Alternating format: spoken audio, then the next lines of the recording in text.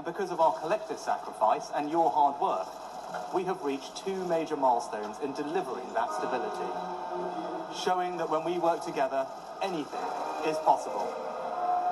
Our economy is now growing faster than anyone predicted, outpacing Germany, France, and the United States. And this morning it was confirmed that inflation is back to normal. This means that the pressure on prices can only get better.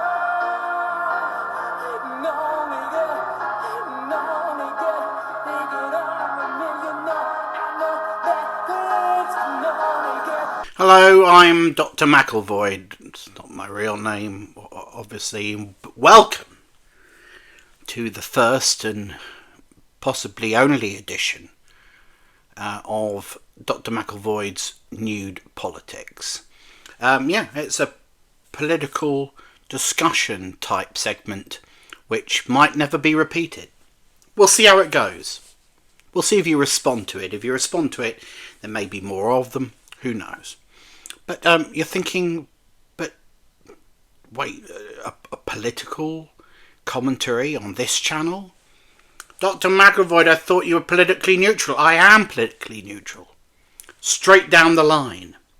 And I need you to know that before I continue. Oh no, there's going to be no, I know what you're thinking. Tory bashing. There's going to be lots of Tory bashing and all that sort of, because I naturally exude sort of the politics of liberals. I'm a cosmopolitan. You're thinking he looks a bit like a metrosexual. Yeah, you'd be right on all of those counts. So on that basis, you think he could be nothing other than a lefty. But I'm going to surprise you in this video. I'm going to show you that I have absolute neutrality. So in other videos on YouTube, in other political shows, in other media outlets, if you will, you're going to hear people talk about people who vote for the Conservatives as being imbeciles, simpletons, lunatics, pub bores, reactionaries, morons, nimrods. Not here. Not here. I don't judge if you vote Conservative. You want to conserve, right? You like things just the way they are. And given how good things have been recently, who could blame you? No, there's going to be that's not a dig. It's political neutrality all the way here, alright? This isn't Owen Jones's channel, right? You're not going to get hectored by a self-important man-child for 35 minutes about, why Thatcherite politics has failed spectacularly, and that, the last 40 years have taken the country backwards, created a sort of false consciousness of progression and prosperity, which has actually pulled the country backward to a state where no one has any prosperity and no one has any stake in the nation, and there's no industry, and there's nothing to be proud of being a citizen. Forget all of that. That's not going to happen here. You're not going to hear that from me. You hear that from some other people, absolutely, but not from me. I'm not here to lecture you, and I'm not here to make you feel guilty about voting Conservative in 2019. Just because the leader of the Conservative Party at that time was a bumbling narcissist who was clearly one of the least qualified people to run for public office in the history of the world. Oh, and I know you're going to, but in the interest of balance, this is a politically neutral show. There was also Jeremy Corbyn. You remember Jeremy Corbyn? Not to be confused with Barry Corbyn, who played the general in War Games. Jeremy Corbyn was the school caretaker who got promoted to being head teacher of the school without logging a single hour in the classroom. And who knows what the country would look like today if Jeremy Corbyn had been elected in 2019. I don't know. You don't know. That's a counterfactual, isn't it? We'll never know. Okay, we can speculate he might have been a little bit more deferent to authority than Boris Johnson. He might have listened to scientists who said, hey, you've got to take action right now to prevent COVID taking hold of Britain the way it's taken hold of Italy. We've just got enough time to contain the virus if we act right now and take it seriously. He might have followed that advice, thus saving the country £400 billion and the mental health of everybody you know.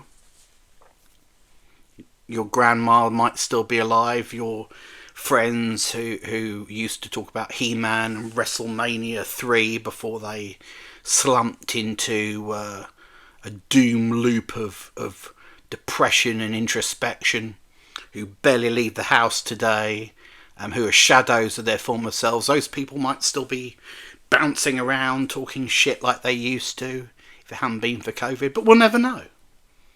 And it's not for me, it's not for someone like me to tell you that that would have been the case, because this is a politically neutral show. I'm absolutely studiously neutral when it comes to matters of politics. Except, that is, when talking about people who have no interest in politics. There I draw the line. I think you should be interested. You know, if you listen to people saying, oh, politics is all the same, aren't they, political parties? It doesn't matter who you vote for, it's always the same result. Except when it isn't, except when voting has actually changed things, changed the political orthodoxy of the entire country and affected all of my life chances. Apart from that. You have my permission to ignore such people, dismiss them, put them back under their rocks. These are fucking cavemen. These are the Dawn of Men apes from 2001: A Space Odyssey. If you don't intuitively understand that politics affects every aspect of your life, everything, from how much money you earn to where you live, to the prospects of your family and your children, to what type of town or city you live in, whether you can fucking get to the city because you can get on the local bus or not. Everything doesn't, you know, we are political animals, we're political entities because we are human beings and therefore we exist within political systems. Ergo, we are political by nature. But there are those of us who are interested in how these things work and want to change them, and there are those that pretend that it's got nothing to do with them. The statement that politics has got nothing to do with me is the most vacuous thing any human being can say. Except for I'm voting SNP. But that's a joke, you see, because this is a politically neutral show. SNP are fine, right? You know. Of course they are. Sure, they're ethnic nationalists masquerading as progressives, but the giveaway is that they're nationalists. All nationalists are tribal and parochial and inward-looking and reactionary, fundamentally. But apparently you can dress that up in sort of new Labour clothing and make it look like a progressive political movement.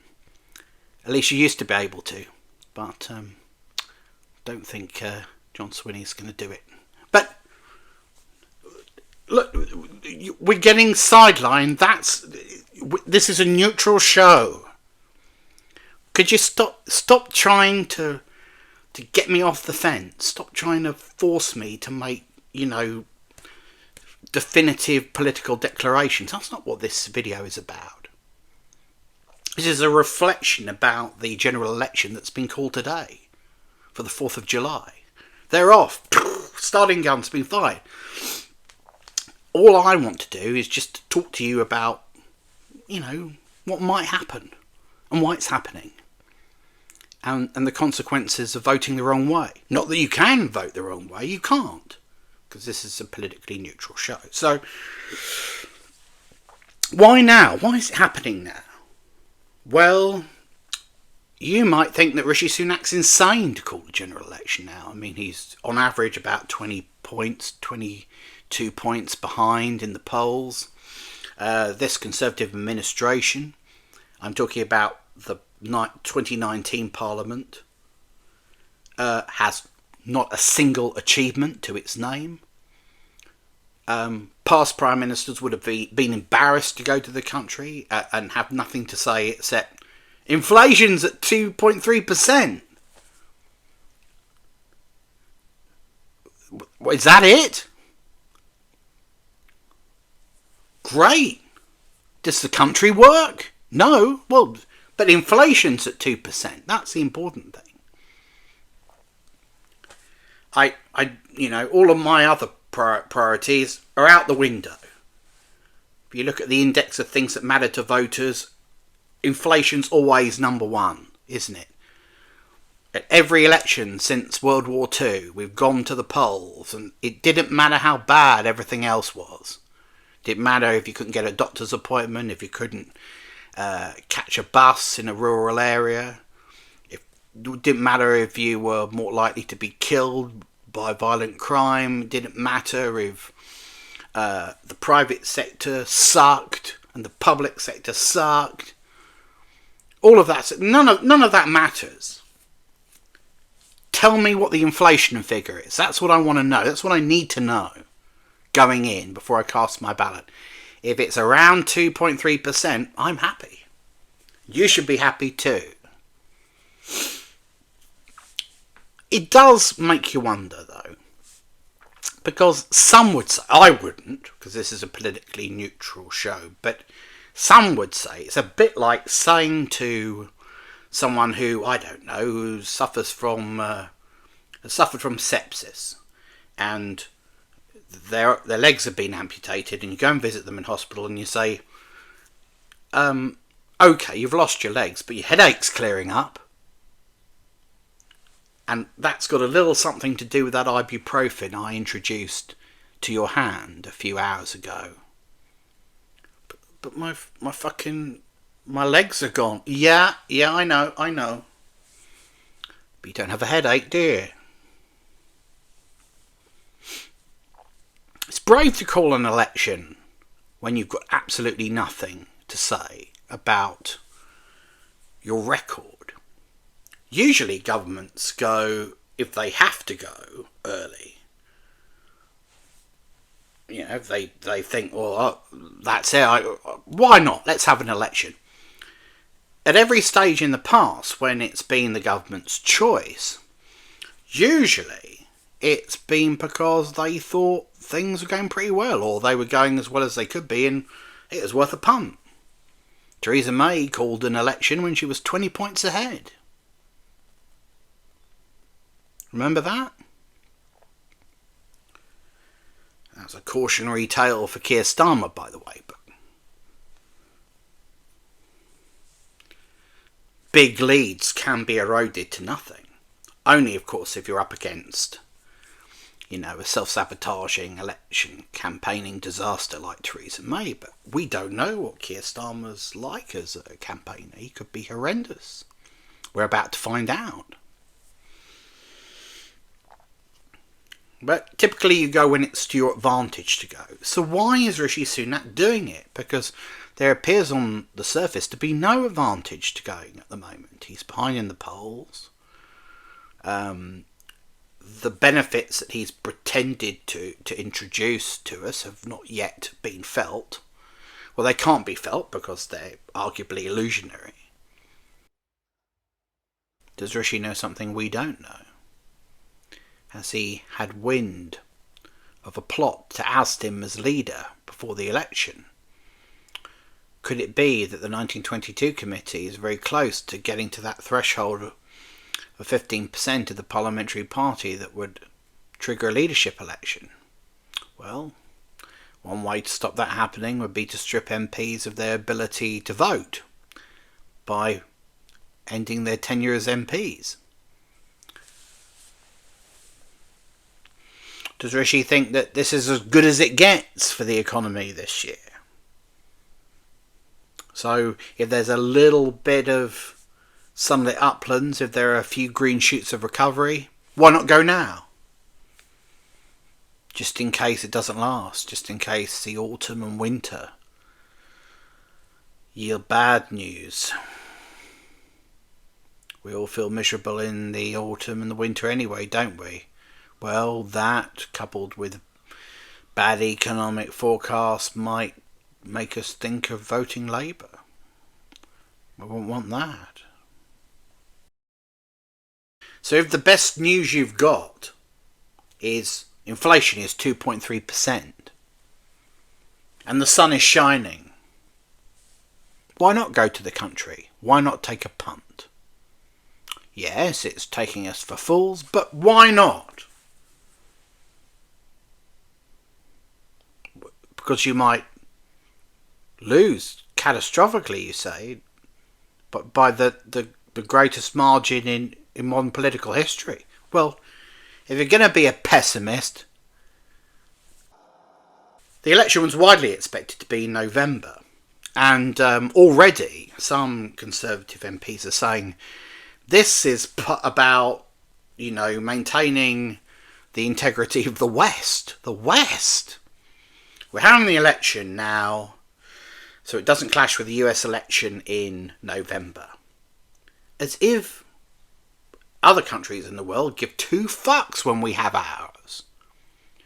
The US election is important because America is a superpower. It is the great hegemon, or one of. And what happens in American politics matters for the rest of the world. It's la la land, cuckoo, crazy to suggest that the result of the UK general election should matter to anybody outside of the UK. We could be talking about the feel-bad factor here. You hear a lot about the feel-good factor. England wins the Euros, the feel-good factor. Then you have an election. Maybe Rishi's counting on that, who knows? Although I think it'll be too late. But anyway, that's not the point. If Trump wins the election in November, there are a lot of people in Britain for whom Trump is beyond the pale. Even if you're a Conservative, you might find him a bit vulgar, a bit distasteful. You might think him to be a threat to democracy in some cases. If that's the case, might his victory in the US election in November, were that to be the result, not galvanise you to make a sort of protest vote? Might not galvanise you to vote against our own Conservatives in order to make a point that Britain doesn't share the same values as the American populist right? I think that some Conservative strategists who understand the electorate perhaps better than their masters might have had that little insight and said to Rishi Sunak, you don't want to risk it, boss. Making Britain go to the polls a week after the US, when the whole world's disgusted and in shock because Trump's been re-elected to the White House, maybe not a good idea. It's bad enough it's going to be November, it's going to be pissing down with rain, everyone's going to be miserable. Anyway, do we really want to turn the feel-bad factor right up to 11 and risk our prospects because of an election we can't control? Better to get in first while we control the political narrative. What do you think? Outlandish? Fanciful? Delusional? Conspiratorial? I know those are words you're not used to hearing levelled at you. But what do you think? Now, it will feel like a long campaign, I'm sure of that. It's going to be a very, very difficult campaign to listen to, that is, because it's going to be a campaign for simpletons, as it always is.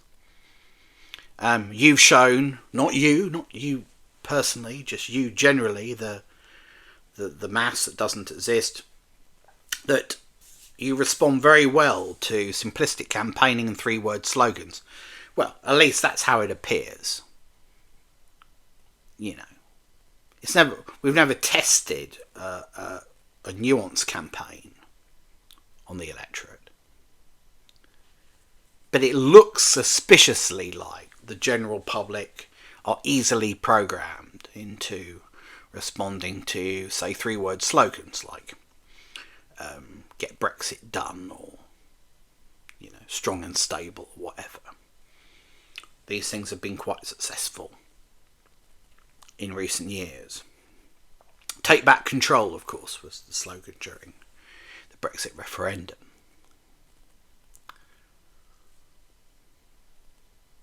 Linton Crosby and other so-called electoral campaigning masterminds wrong to think that the public are fools?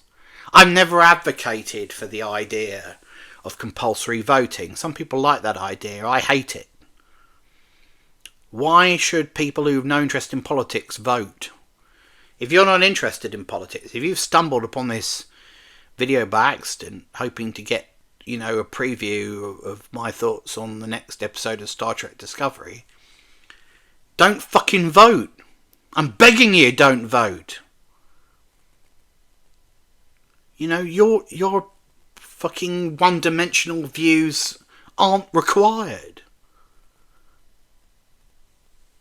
If I'm a neurosurgeon, I don't want Barry from the Lamp and Whistle coming in to tell me how to finish the job.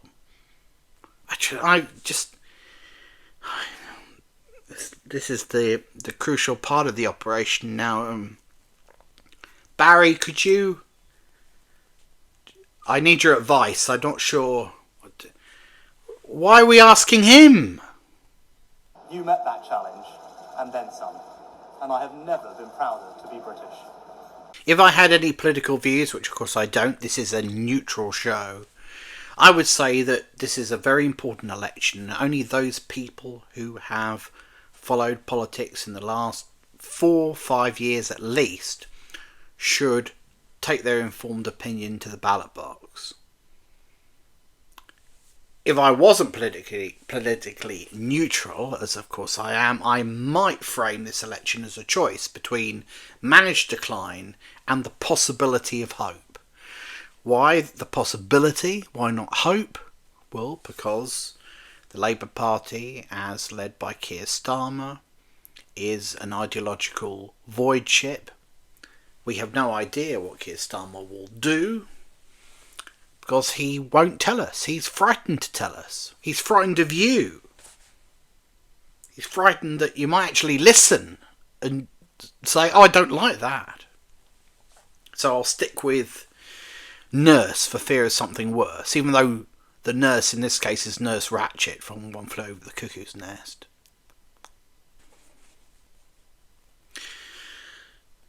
Look, let's be clear on this.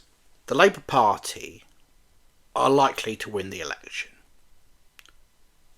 Even a political neutral like me can see that, given the polling evidence. And that's the only evidence that we have. What we don't know is what they'll do with that victory.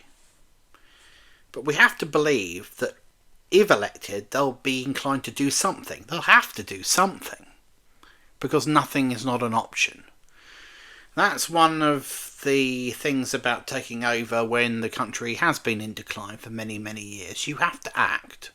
If you can't turn things around, if you can't improve the country, you know, have some demonstrable wins by the next time of asking, well, you're going to be kicked back right into obscurity.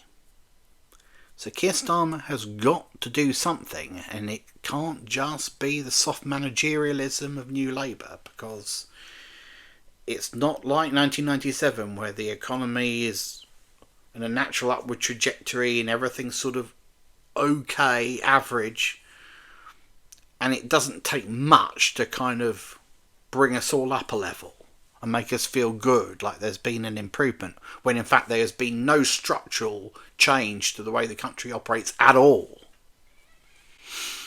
New Labour's great mistake was that for 13 years they ran the country like competent Conservatives with a social democratic bolt-on. Thatcherism with a smile. But now we know, don't we? Because the housing market, because 40% of all work being subsidised by benefits, that Thatcherism doesn't work and a new political consensus is required. And that means that we need a government that are prepared to restructure the nation economically and build new institutions that get us thinking about how to run the country in a different way. The job of the next Labour government is to inculcate in us a different sense of what the political consensus looks like. Not slavishly follow what came before, but create new ideas.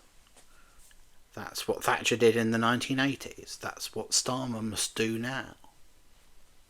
If he doesn't, if he continues to play the game by Conservative rules, the Conservatives will eventually be back. They will replace him. And any minor changes that he's made, and they will be minor, that are construed as left-wing improvements, little incremental reforms on the left, will be washed away just as they were in 2010. That's the lesson of the New Labour years. It's not enough to win power, it's not enough to win big. You have to reform, reshape, re-educate. It's incredible to me, as a political neutral, that the likes of Peter Hitchens and David Starkey think that Tony Blair is the great Satan, the man who destroyed the country that they loved. These people who are obsessed with our past and are obsessed with the Constitution and all the rest of it have no idea how little changed for ordinary people during the New Labour years. Nothing changed fundamentally. We were a little bit better off at the end of 13 years of New Labour. We earned a bit more money than we did before. Our houses were worth more because they refused to build any. The NHS was in better shape because it had had some investment.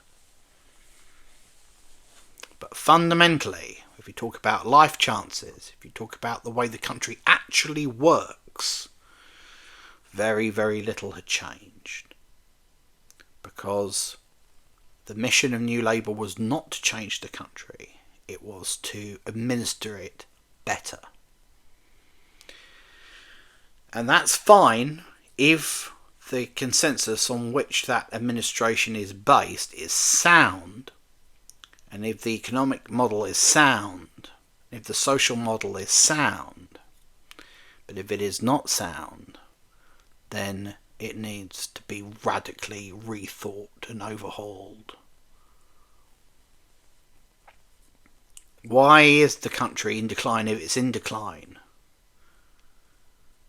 Why do some commentators in other parts of the world look at Britain and think it's dead, a dead country? Why? And what constitutes being alive? I would argue being alive means being receptive to new ideas, to be prepared to rethink everything, all your most basic treasured assumptions. To say, okay, maybe this institution and that institution is knackered, so it's time to try something else. Now, I'm politically neutral. You're partisan. You will interpret what I've just said through the prism of your own ideology. But both sides, I'm sure, would agree with me, fundamentally, right? How you interpret what I've just said is up to you. But this is an important election. And it's not just because the government appears to be out of ideas that perhaps they need to go, if that's what you think. You might think that. You might think it's time for change, but you might also think that the nature of that change is fundamentally important. We can have a good time listening to the eccentrics, the refucks, the workers' parties of Great Britain. These fringe outfits who revel in a sort of political nostalgia. Richard Tice's party wants to be an imaginary version of the Conservative Party from the 1950s. George Galloway wants to reinvent Labour as circa 1980. Good for them. Let them have their fun. Neither of them, by the way, are going to win any seats in the election. But they're not serious about governing the country, are they? They're not serious about bringing us all together and introducing a programme that we can all get behind. Oh no. They're not persuaders. They're demagogues. And we need unifiers and persuaders and educators and people who can move the country forward and say, listen, if we dismantle this crumbling old institution, that's not an attack on your identity as a British citizen. It just means that we can see it doesn't work and we need to put something else in its place that will work and will serve the interests of the majority. Hey, even that's a controversial statement. Some people watching this will say, fuck the majority. What about my interests? Well, if you feel that way, there's a party for you to vote for in this election. Don't you worry about that. There's something for everybody on election night.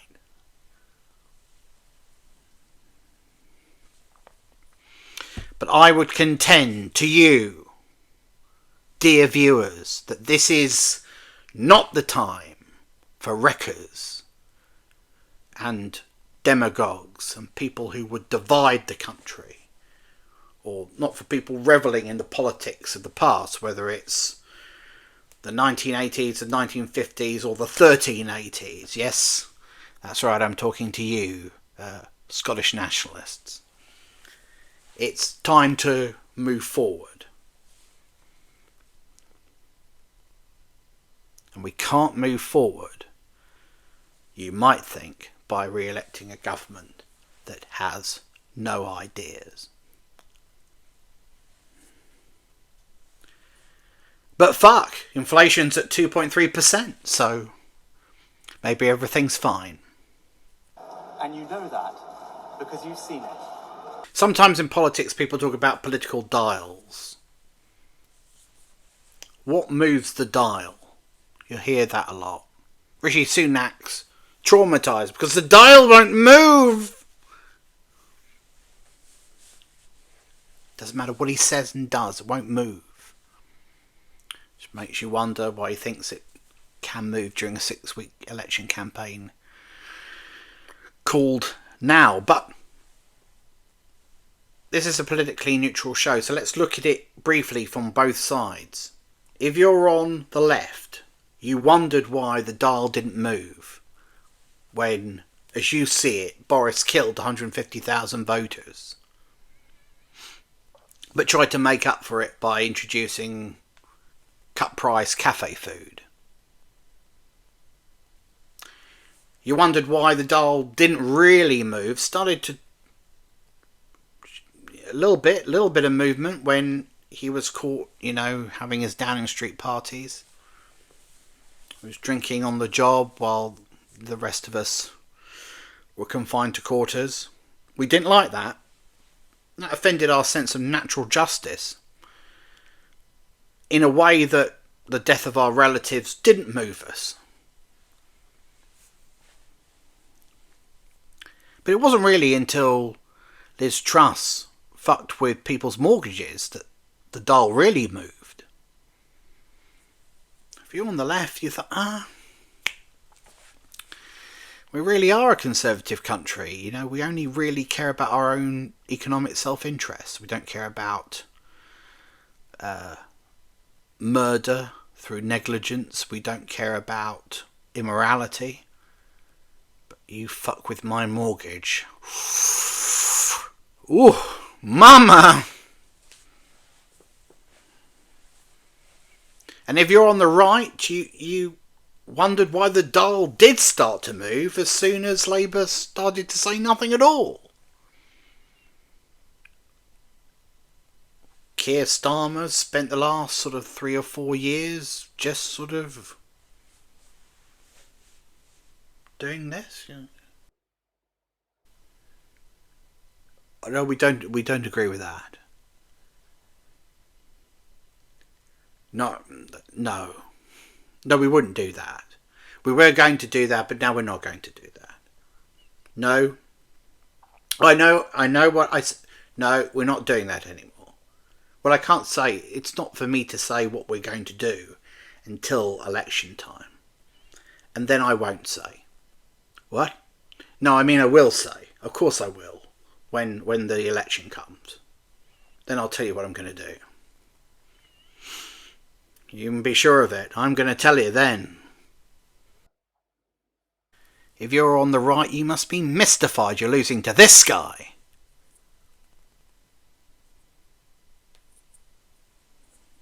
But that's the nature of politics, you know. It's not always just, I'm afraid. But whichever side you're on, you're strongly incentivised to vote, I would argue, in this election, and you should. Don't be content that it's a foregone conclusion and therefore stay at home. Because if you're on the left, the prospect of Rishi Sunak and co, an emboldened Rishi Sunak, having another 5 years in Downing Street. Imagine what he'll do if he wins an election for a change. My God, Sunak with power and authority? It's enough to chill the blood, isn't it? But if you're on the right, think about a Starmer government. I mean, holy shit. I don't think the Conservatives are that worried about a Starmer government at present, to be perfectly honest with you, because deep down they suspect that Keir hasn't got any ideas for governing the country. He's a bank manager. But their egos can't bear the idea of losing to this man. To lose to him? This non-entity, this negative space? It must really rankle. I would be furious if I were a Tory. But I'm not, because I'm politically neutral. I have to emphasise that, in case you thought you're inferring anything else from what I'm saying in this video. So, we've all got an incentive to vote in this election. It's our moral and civic duty to do so if we're informed. And it's our duty not to waste our vote on fringe parties which frankly are wasting our time. Who are standing in attempts to limit the winning potential of serious parties of government. Let's not, I know that first past the post enables such sabotage without rewarding the wreckers themselves with seats. But let's not indulge them, kids. Life's too short. Ultimately, there are only two parties that are going to form the next government, the Conservatives or the Labour Party. Let's stick with them, shall we? And I suppose that's not politically neutral because that means I'm writing off the Liberal Democrats. But as a politically neutral observer, I would argue that they wrote themselves off a long time ago. So that's it for this first and perhaps last edition of Dr. Macclevoid's New Politics. They're off! The gun has been fired. It's a starting gun, not some sort of illegal handgun that one of the political parties has procured. It's going to be an interesting campaign. It's going to be full of distortions and lies and nonsense and hopefully some really meaty gaffes. But what's fundamentally important is that you vote, and you vote the right way. What's the right way, you ask? Hey, if I knew that. But seriously, vote the right way. Goodbye.